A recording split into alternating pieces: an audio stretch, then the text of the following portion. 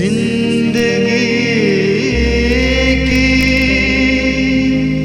रमक छोड़ जाऊंगा मैं, डूब भी गया मैं, डूब भी गया तो शबक छोड़ जाऊंगा।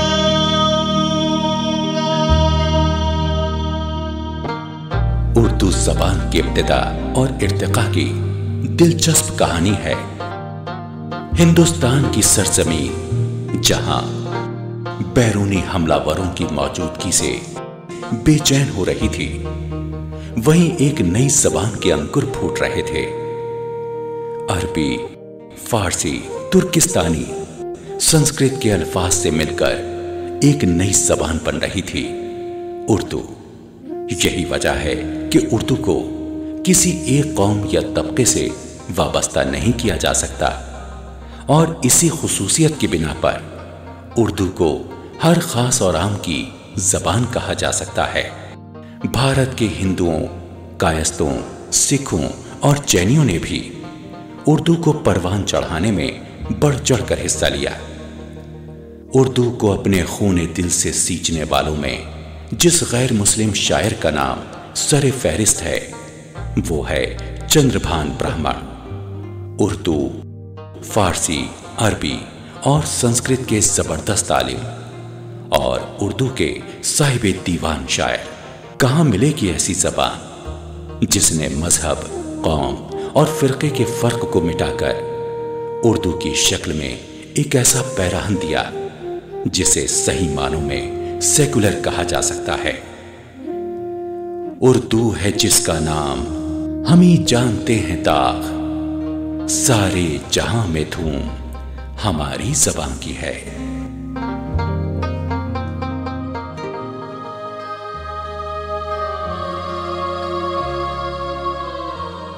जगन्नाथ आजाद को माहिर इक़बालियात के तौर पर भी जाना जाता है। उन्होंने दानिस्तां तौर पर इक़बाल की तक़लीद की।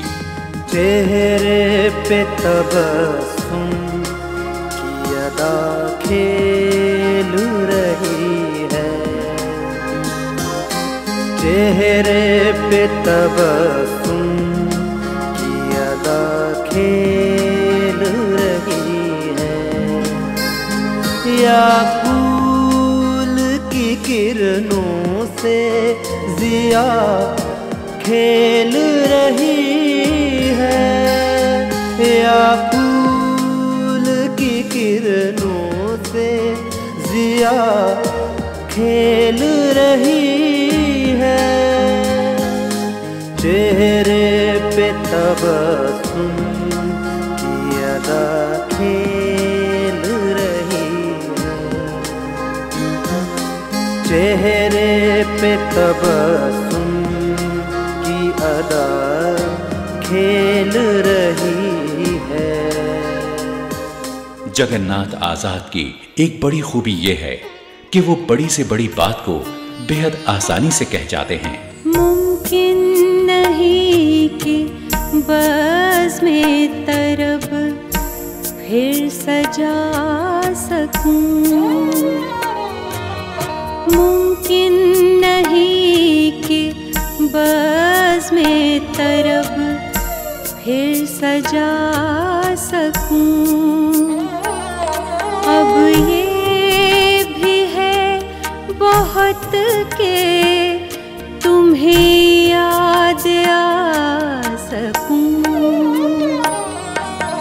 मुमकिन नहीं कि बज़्म तरब फिर सजा सकूं। आजाद एक अच्छे नस्ल निगार भी थे। यही वजह है कि सादगी के साथ जो खूबी वो नस्र में पैदा करते हैं, वही नज़्म में भी पैदा कर देते हैं। यूं रुख पे तेरे जुल्फे रसा खेल रही है, यूं रुख पे तेरे जुल्फ़े रसा खेल रही है, जैसे चमनस्तां में घटा खेल रही है, जैसे चमनस्तां में घटा खेल रही है। चेहरे पे तबस्सुम की अदा खेल रही है, या फूल की किरणों से ज़िया खेल रही है,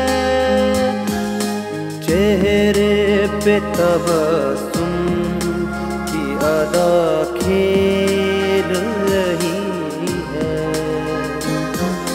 चेहरे पे तबस्सुम की अदा खेल रही है। नाज़रीन आदाब, खैर मकदम है आपका आफ्ताब सुखन में। नाज़रीन, नया ज़माना और नए दौर के तकाज़ों ने भी उर्दू शायरी को नए रंगो आहंग से रूशनास कराया। तिलोकचंद महरूम और अर्श मंसियानी के बाद जिस नस्ल ने उर्दू शेर व सुखन की खिदमत को अपनी जिंदगी का मकसद बनाया, उसमें जगन्नाथ आजाद भी थे। वो नए जमाने के साथ कदम से कदम मिलाकर चले और उसके तकाज़ों को उन्होंने बखूबी समझा और कहा, नजर की हद तक लगा दिया है सियाह रातों ने शामियाना, इसी अंधेरे में देखता हूं उभर रहा है नया जमाना।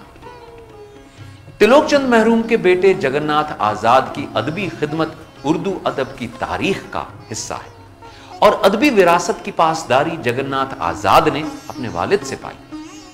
5 दिसंबर 1918 को सिंध के ईसाखेल गांव में पैदा होने वाले आजाद की तरबियत अपने उसूल पसंद वालिद के ज़ेरे साया हुई।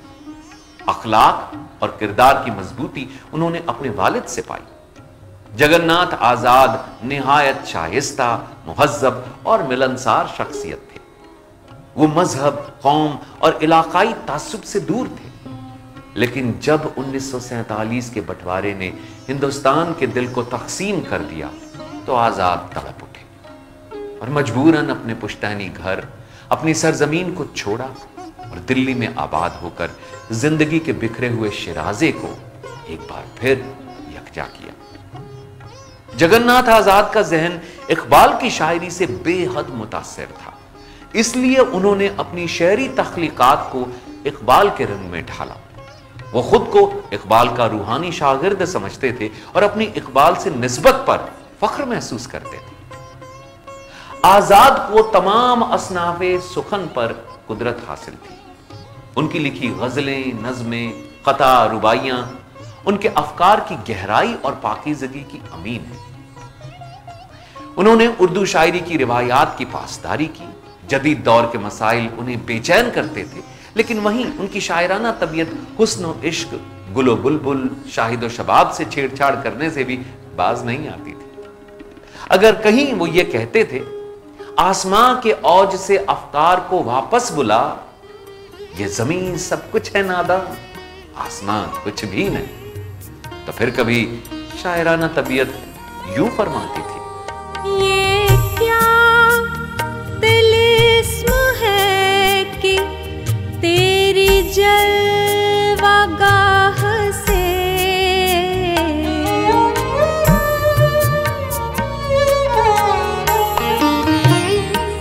ये क्या तिलिस्म है कि तेरी जलवागाह से नजदीक आ सकूं ना, कहीं दूर जा सकूं। अब ये भी है बहुत के तुम्हें याद आ सकूं। मुमकिन नहीं कि बस में तरब फिर सजा सकूं। नाजरीन, अहमद इम्तियाज़ का आदाब। अभी आप जगन्नाथ आज़ाद साहब की गज़ल सुन रहे थे। इस महफ़िल में हम उनकी शख्सियत और शायरी और उनके फ़न पे गुफ्तगू करेंगे। इस गुफ्तगू में हमारे साथ मौजूद हैं गौस सिवानी साहब। गौस सिवानी साहब, इस महफ़िल में आपका खैर मक़दम है। गौस सिवानी साहब, जगन्नाथ आज़ाद के बारे में, उनकी हयात के बारे में कुछ आप हमारे नाज़रीन को बताएं। देखिए, गुज़श्ता सदी के जो चंद बड़े नाम लिए जा सकते हैं जिन्होंने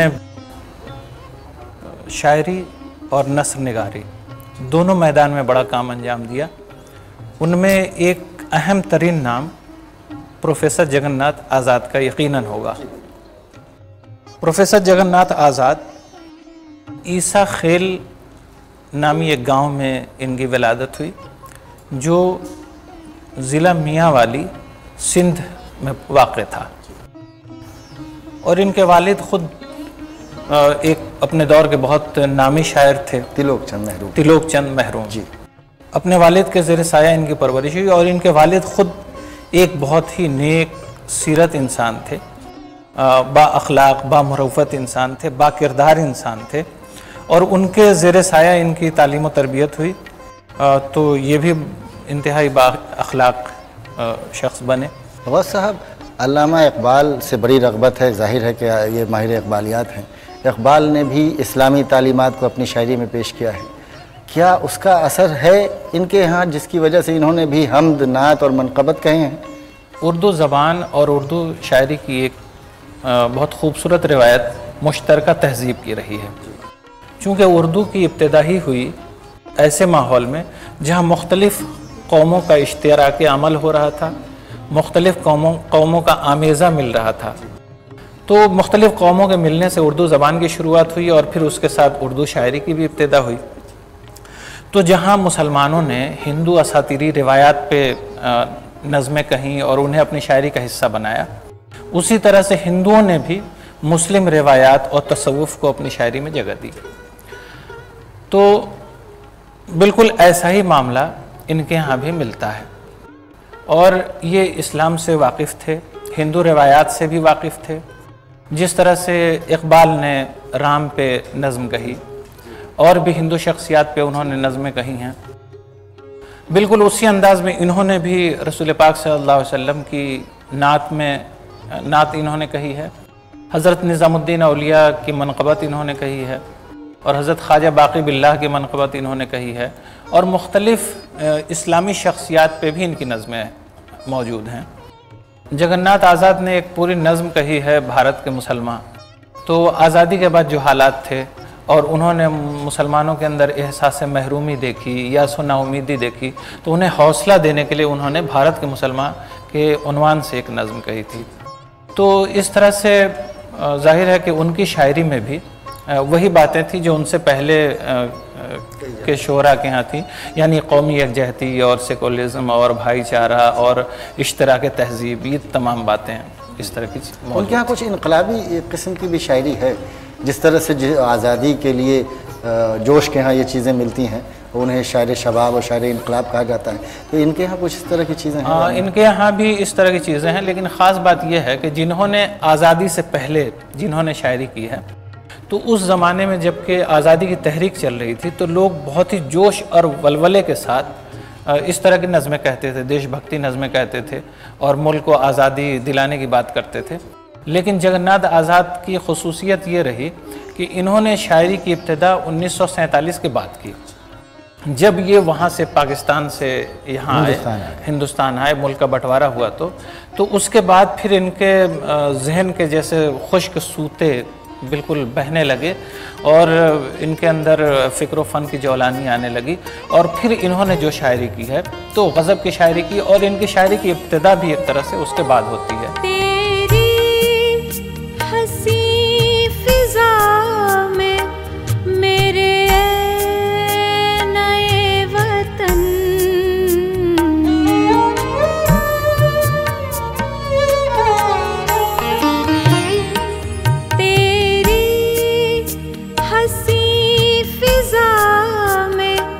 मेरे नए वतन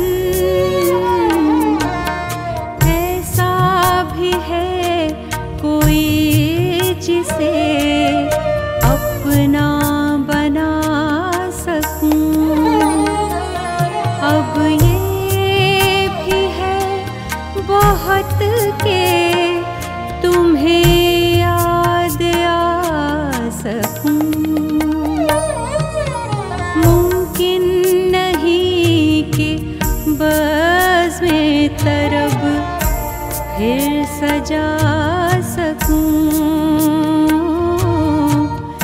फिर सजा सकूं, फिर सजा सकूं। मुल्क के तकसीम के असरात तो हमारे यहाँ के फ़नकारों को पड़े हैं, तो वो अगर कुछ उनके कलाम से ज़ाहिर होता है तो कलाम ज़रा सुनाएं। देखिए, मुल्क जब आज़ाद हुआ तो मुल्क के अवाम का ये सोचना था कि इस मुल्क के अंदर बहुत बड़ा इनकलाब आ चुका है, अंग्रेज़ों के हाथ से हमने आज़ादी हासिल कर ली है, ग़ुलामी की ज़ंजीरें टूट चुकी हैं। और उस दौर में नए हिंदुस्तान से लोगों की उम्मीदें बहुत ज़्यादा थीं। लोग ये सोच रहे थे कि मुल्क में करप्शन नहीं होगा, लोग ये सोच रहे थे कि महंगाई नहीं होगी, लोग ये सोच रहे थे कि गुर्बत ख़त्म हो जाएगी, लोग ये सोच रहे थे कि कौमी यकजहती होगी, भाईचारा होगा और मुल्क में कोई शख्स भूखा और प्यासा नहीं रहेगा।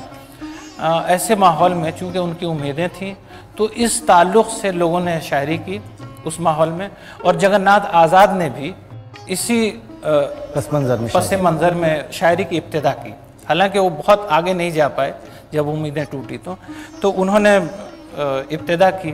जैसे उन्होंने कहा है, नज़र की हद तक लगा दिया है स्याह रातों ने शामियाना, नज़र की हद तक लगा दिया है स्याह रातों ने शामियाना, इसी अंधेरे में देखता हूँ उभर रहा है नया ज़माना। तो ये उनकी शायरी थी। उन्होंने और आगे कहा, फ़ज़ा में चमकी नई तजल्ली, ज़मीं पे गूंजे नए तराने, फ़ज़ा में चमकी नई तजल्ली, ज़मीं पे गूंजे नए तराने, हर एक ज़र्रा पुकार उठा हुआ आ रहा है नया ज़माना। तो इस नए ज़माने के ताल्लुक़ से उनके ख़यालात बहुत ही बुलंद थे और बहुत पुरुम्मीद थे वो। लेकिन उसके बाद से मुल्क में जो फ़िरका वाराना फ़सादात हुए और मुख्तलिफ़ तरह से लोगों की उम्मीदें टूटी, तो उनमें जगन्नाथ आज़ाद भी थे। और फिर जो ज़मीनी हक़ाइक़ थे उनकी तरफ उनकी नज़र गई और फिर उनके शायरी का रुख भी बदला और वो शिकायती लहजा भी आया उनके यहाँ। अच्छा गौस साहब, जगन्नाथ आज़ाद साहब शायर हैं, उनके वालिद तिलोकचंद महरूम भी बड़े शायर थे। क्या बाप का असर बेटे पर कुछ है? मेरे ख़्याल से कुछ न कुछ तो असर है। और सबसे पहली बात यह है कि शायरी पे जो भी असरात पड़े हों, शायरी पे ज़्यादा असर तो उन्होंने इक़बाल का कबूल किया क्यों, और उन्होंने ततब्बो इक़बाल की, लेकिन किरदार पे उनके सबसे ज़्यादा असर उनके वालिद का ही रहा। और वो ख़ुद अपने वालिद के बहुत ही ममनूर नज़र आते थे। उन्होंने अपने वालिद की शख्सियत और शायरी पे हयात महरूम नाम की एक किताब भी लिखी है, और उस किताब को पढ़कर ये अंदाज़ा होता है कि वो ख़ुद अपने वालिद से किरदार की सतह पे बहुत ज़्यादा मुतासिर थे और ये ख़ुद एक अच्छे अखलाक़ व किरदार के इंसान थे। तो ज़ाहिर है कि वो असरात उनके वालिद थे, तिलोकचंद महरूम के थे, जो इनके अंदर आए थे। गौस साहब, हमारे बाज़ नाक़दीन कहते हैं कि जगन्नाथ आज़ाद बिस्यार गो शायर थे, आपका क्या ख्याल है? मेरे ख़्याल से बिस्यार गो तो थे वो, क्योंकि जितने उनके शेरी मजमुआ आए, मेरे ख़्याल से बहुत कम लोगों के इतने शेरी मजमुए आए। उनका एक शेरी मजमुआ था बेकरां, वतन में अजनबी, सितारों से ज़र्रों तक, नवाए परेशां, बुए रमीदा और गहवारे इल्म हुनर, नसीम हिजाज भी उनका एक मजमुआ, काफ़ी मजमुए हैं। जी जी। तो इस तरह से बहुत ज़्यादा उनके शेरी मजमुए आए और बिस्यार गो यकीनन वो थे। लेकिन इसी के साथ एक बात की आपको दाद देनी पड़ेगी कि बिस्यार गोई की वजह से उनके ख़यालात मुतासिर नहीं हुए। ऐसा नहीं हुआ कि ज़्यादा उन्होंने कहा तो फजूल कहा, बेकार कहा, अच्छी शायरी नहीं की, ऐसा कुछ नहीं है। बल्कि उनकी शायरी में फ़िक्र फ़न की बुलंदी नज़र आती है और अच्छी शायरी उन्होंने की। तो ये अपने आप में एक बहुत ही खूबी की बात है कि बिस्यार गोई के बावजूद उनके यहाँ तमाम कमालात और तमाम खूबियाँ मौजूद हैं उनकी शायरी के अंदर, जो एक अच्छे शायर में होनी चाहिए। अच्छा, आप गौस साहब ये हमारे नाज़रीन को बताएं कि शायरी की तारीख़ में जगन्नाथ आज़ाद का क्या मकाम है? मेरे ख़्याल से वो अपने अहद के मुमताज़ शायर हैं और उनकी शायरी की वजह से ही उनकी मकबूलियत भी थी। हम ये तो नहीं कह सकते कि वो अपने वालिद के बराबर थे, या हम ये नहीं कह सकते कि उनके अहद में जैसे फ़िराक गोरखपुरी, जोश, मलिहाबादी वगैरह जैसे शोरा मौजूद थे, उनके बराबर हैं वो।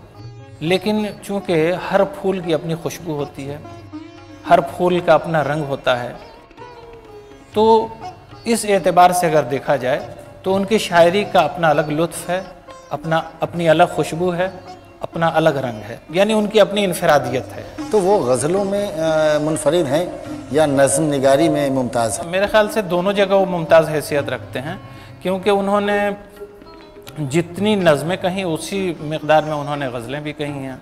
ऐसा नहीं है कि उन्होंने किसी एक में कमी की हो, बहुत ज़्यादा उन्होंने नज़में कहीं और बहुत ज़्यादा उन्होंने गज़लें कहीं, और पूरी दुनिया में वो मुशायरों में बुलाए जाते थे, अदबी महफ़िलों में बुलाए जाते थे। एक नक्काद के तौर पे भी उनको बुलाया जाता था, अदीब के तौर पे उन्हें बुलाया जाता था, माहिर इक़बालियात के तौर पे बुलाया जाता था। उन्होंने ख़ुद बहुत कुछ लिखा और उन पे भी बहुत कुछ लिखा गया, और जो इस बात की दलील है कि उन्होंने जो लिखा है वो ज़बरदस्त लिखा है। जी जी। तो गौस साहब, शायरी तो उन्होंने की, लेकिन हमारे यहाँ ज़्यादातर वो माहिर इक़बालियात के तौर पे पहचाने जाते हैं। तो आपके ख़्याल में क्या वो माहिर इक़बालियात ज़्यादा? मेरे ख़्याल से माहिर इक़बालियात यकीनन वो हैं, और उन्होंने इक़बाल के ताल्लुक़ से जो काम किया है ये उनकी खुसूसियत है, और उनके अहद में किसी ने भी इक़बाल पे उतना काम नहीं किया जितना उन्होंने काम किया है। और उसके बाद जब शायरी का मौका था तो उन्होंने शायरी की है। उन्होंने नस्र निगार भी वो थे, बहुत अच्छे नस्र निगार थे, और जिस तरह से उनके शेरी मजमूए बहुत ज़्यादा हैं, उसी तरह से उनके नसरी मजमूए भी हैं।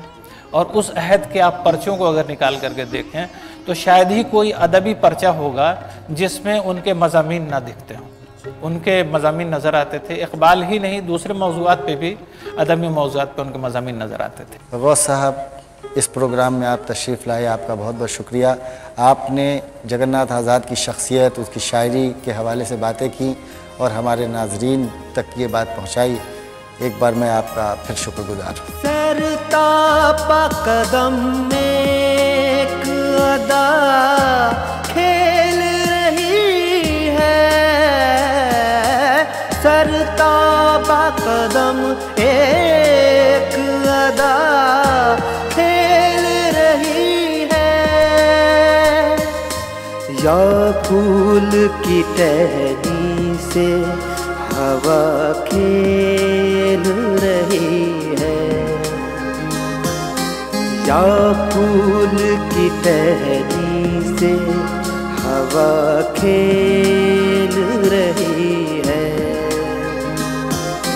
चेहरे पे तबस्सुम की अदा खेल रही है, या फूल की किरणों से ज़िया खेल रही है, या फूल की किरणों से ज़िया खेल रही है,